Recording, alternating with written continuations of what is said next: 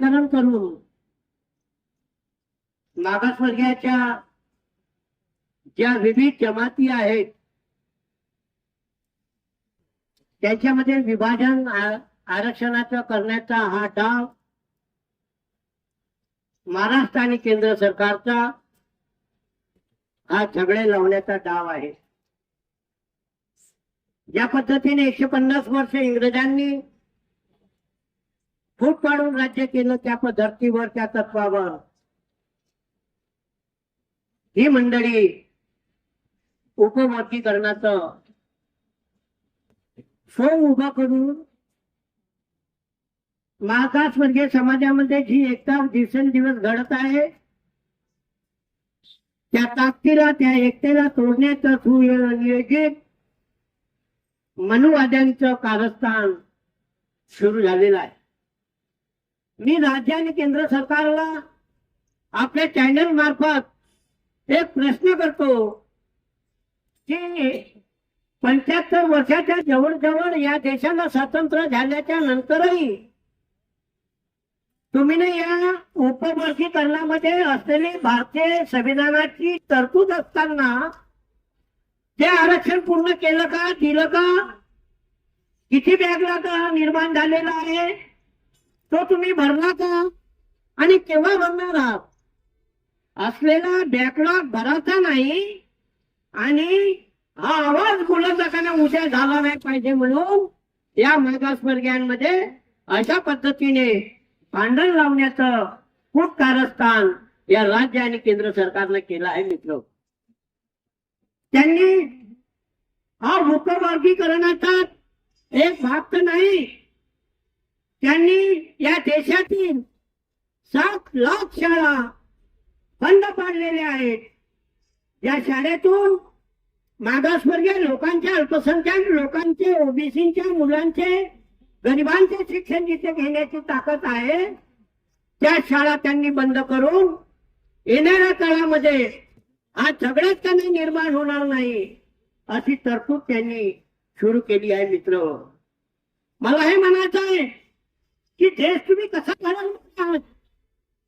येणाऱ्या काळामध्ये जी नवीन पिढी तयार होणार आहे त्या शासकीय शाळा बंद करून व्यापारीकरणाच्या शाळा मोठ्या प्रमाणात उघडून गरिबांची आर्थिक परिस्थिती कमकुवत करून तुम्ही आर्थिक शोषणातून एक वर्ग निर्माण करण्याचा प्रयत्न करत आहात आणि ही संविधानाचा अपमान करणारी, अवहेलना करणारी ही कलम कंडम ऑफ कॉन्स्टिट्यूशन केंद्र आणि राज्य सरकारच्या शासनकर्त्यावर लावण्यात यावी, याची दखल सुप्रीम कोर्टाने घेण्यात यावी। मित्र, काही वर्षाच्या पूर्वी 128 ओबीसी कलेक्टरांना त्यांनी नेस्तनाबूत करून, त्यांना बडतर्फ करून त्यांची कार्यकर्ते जे आयएस नसलेली त्यांनी नियुक्त केली। संसदेच्या आणि विविध प्रशासकीय सेवेमध्ये अशा अनेक पदावर नियुक्त्या केलेल्या आहेत की त्या पदावर त्यांची कुठलीच पद्धतीने शैक्षणिक योग्यता नाही। मग या बाबतची चौकशीसाठी तुम्ही समिती केव्हा गठीत करणार? शासनाने केलेल्या चुकाचं प्रायश्चित्त भोगण्याचं त्यांना शिक्षा देण्याची सुप्रीम कोर्टाने आणि हायकोर्टाच्या चीफ रजिस्ट्रारनी एक समिती गठीत करून त्यांनी जे निवृत्त न्यायाधीश आहेत, जे हयात न्यायाधीश आहेत यांची एक समिती, पत्रकारांची एक समिती, त्या वर्गातल्या काही बुद्धिजीवी असलेल्या लोकांची समिती आणि या समितीच्या मार्फत या सगळ्या बाबीची चौकशी करून जे दोषी असतील त्यांना तुरुंगात टाकण्याची तरतूद भारतीय संविधानामध्ये डॉक्टर बाबासाहेब आंबेडकरांनी दिलेली आहे। मित्र, काय आवश्यकता होती की गेल्या अनेक वर्षापासून ज्या पद्धतीने तुम्ही म्हणत आहात की या देशामध्ये विविध धर्माच्या आणि जातीची मंडळी, समाज सातत्याने वास्तव करत असताना, तुम्ही त्यांची जनगणना केलेली नसताना तुमच्याकडे कुठला सेन्सेक्स मिळालेला आहे की ज्या सेन्सेक्सच्या आधारावर तुम्ही वर्गीकरण करणार आहात? डॉक्टर बाबासाहेब आंबेडकरांनी म्हटलं होतं, जो शिक्षण ग्रहण करेल तो वाघासारखा गुरगुरल्याशिवाय राहणार नाही।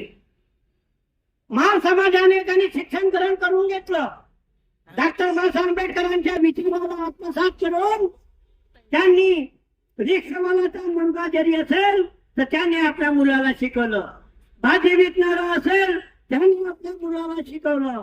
आणि त्यावेळेची पहिली पिढी मराठवाड्याच्या डॉक्टर बाबासाहेब आंबेडकरांच्या त्या विद्यापीठामध्ये दर महिन्याला मिळणाऱ्या शिष्यवृत्तीच्या कारणाने बरीच मुलं तिथे शिकली आणि शैक्षणिक क्रांती घडली. मित्र, मी धन्यवाद मानतो निजामाचं या डॉक्टर बाबासाहेब आंबेडकरांच्या पुतळ्याच्या समोरून की डॉक्टर बाबासाहेबांना तिथे करायची शैक्षणिक इतकं मोठं संकुल बनवण्यासाठी 200 एकर जागा त्यांनी दान दिली. ते मेले असतील निजाम, परंतु त्यांनी ज्या डॉक्टर बाबासाहेब आंबेडकरांना एक संकुल बनवण्यासाठी 200 एकर जागा दान दिली आणि ती अशी जागा आहे की त्याच्या बाजूला बुद्धाच्या लेण्या आहेत. मित्र, त्या डॉक्टर बाबासाहेब आंबेडकरांनी भारतीय संविधानामध्ये सायन्सवर आधारित असलेला तथागत गौतम बुद्धाचा धर्म स्वीकारून बुद्ध धर्माची दीक्षा दिली आणि एक नवीन शैक्षणिक क्रांती, रक्तहीन क्रांती, समाजाला एक कुत्र पाणी पिऊ शकत होता.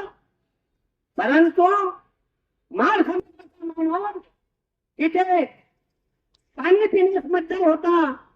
ही यातना उपवर्गीकरण असले बाकीच्या समाजाला उपभोगाला आली नाही, त्यांना ते चक्के पडले नाही. चक्के पडले डॉक्टर बाबासाहेब आंबेडकरांच्या विचाराला घेऊन जाणारा जो समाज आहे त्याला चक्के पडले.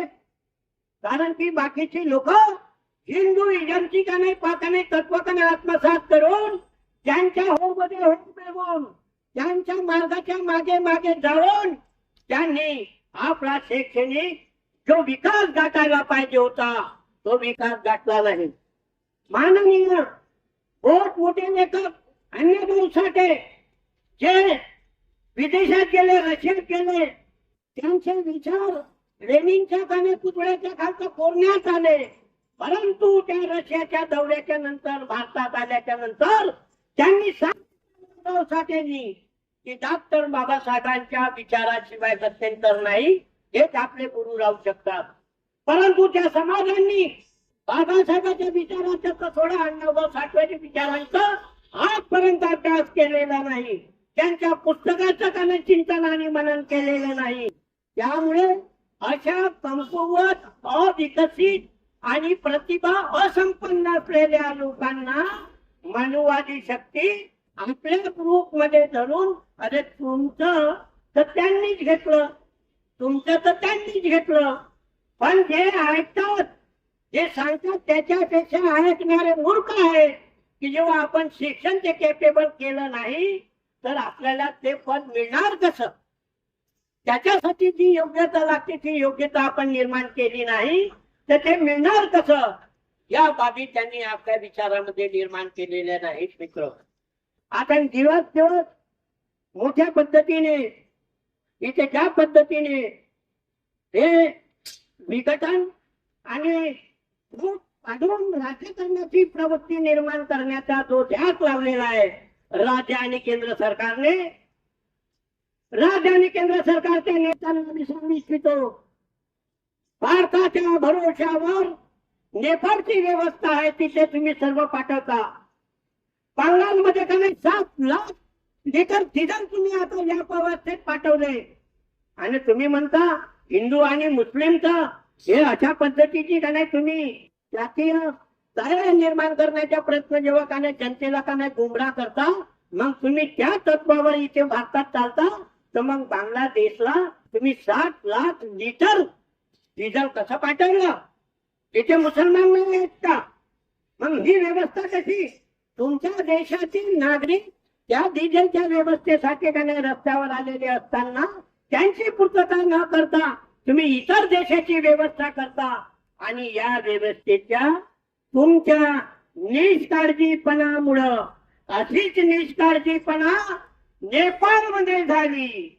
येत्या काही दिवसाच्या पूर्वी तिथल्या सुजाण नागरिकांनी, युवकांनी, शिक्षलेल्या आणि रोजगार असलेल्या युवकांनी त्या पूर्ण मंत्रिमंडळाला नालीत पाडू पाडू मारलं आणि त्यांचे बंगले आणि त्यांची सगळी व्यवस्था निस्ते नाबूद केली, ही परिस्थिती तुम्ही भारतात निर्माण करणार आहात.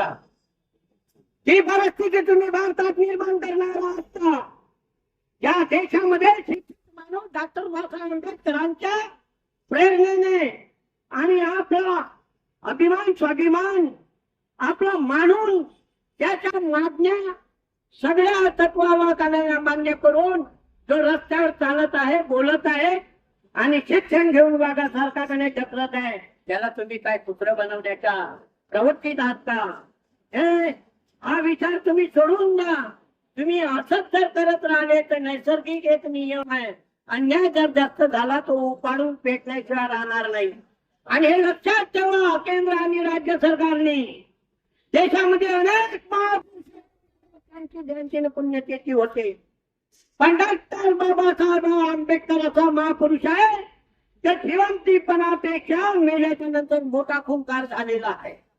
ज्याच्या समाजाने त्याचे तत्व आत्मसात केल्याच्या नंतर, बुद्धाचे तत्व आत्मसात केल्याच्या नंतर, वैचारिक परिकाराची पूर्णता केल्याच्या नंतर तो चीड घेऊन संघर्ष घेऊन रस्त्यावर येण्यास मागे पुढे पाहत नाही. तुमची कितीही व्यवस्था जरी असेल, ही जी मुठभर मंडळी तुम्हाला दिसत असेल, तर त्याच्यामध्ये प्रिंट, इलेक्ट्रॉनिक्स मीडिया आणि विविध सामाजिक राजकीय संघटनेची व्यक्ती आहेत. समजा तुम्ही या सगळ्या प्रक्रिया केंद्र सरकारच्या अखत्यारीत असताना राज्य सरकारने अशा पद्धतीचे हे नियम लादून आणि आपल्याच प्रशासनाला म्हणायचं का बा तुम्ही त्याचा अभिप्राय द्या. म्हणजे बाकीची लोक जी आहेत, विरोधी पक्षाची लोक ओरडतात, रस्त्यावर समाजाची लोक ओरडतात, त्यांची बाजू जर तुम्ही त्याने मान्य करून घेतली नाही किंवा समजून घेतली नाही किंवा त्याच्याकडे लक्ष दिलं नाही तर कापसावरची खिंडारी नाही. आजचं हे जे आंदोलन आहे हे कापसावरची खिंडारी आहे. आणि जेव्हा कापसावरची खिंडारी पुरपत मोठा वनवाद पेटून घेईल तेव्हा तुमची विचारधाराही पेटून जाईल, तुमची शासनकर्ती जमातही पेटून जाईल आणि नवा एक इतिहास पुढं युद्धासारखा भारतामध्ये निर्माण होण्याची परिस्थिती तुम्ही आज निर्माण करत आहात. तुम्ही दोषी आहात, तर त्या दोषाचं प्रायश्चित्त तुम्हाला भोगण्यासाठी येणाऱ्या भविष्य काळामध्ये तुम्ही तयार राहावं. एवढंच बोलतो आणि माझे 2 शब्द पूर्ण करतो. जय भीम, जय बुद्ध, जय भारत.